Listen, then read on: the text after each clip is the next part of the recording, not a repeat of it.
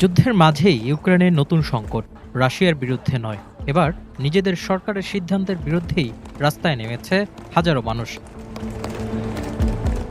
যে শহর প্রতিদিন যুদ্ধের সাইরেনে ঘুম ভাঙে, সেই কিয়েভ আজ কাঁপছে আরেক শব্দে, জনতার প্রতিবাদে। হাতে নীল হলুদ পতাকা, চোখে ক্ষোভ, আর কণ্ঠে একটাই দাবি: প্রতিরক্ষা মন্ত্রী মিখাইলো ফেদোরভকে ফিরিয়ে আনতে হবে। টানা চতুর্থ দিনের মতো হাজারো মানুষ জড়ো হয়েছেন ইউক্রেনের রাজধানী কিয়েভে।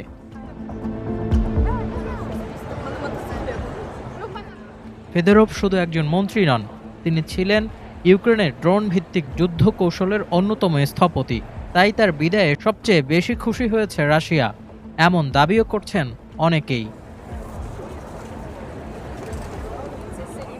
ভলোদিমির জেলেনস্কি অবশ্য বলেছেন, মানুষ তাদের মত প্রকাশের অধিকার রাখে। তবে কেন ফেদোরভকে সরানো হয়েছে সেই কারণ এখনই প্রকাশ করতে চান না তিনি। তার দাবি, এতে রাশিয়া কৌশলগত সুবিধা পেতে পারে।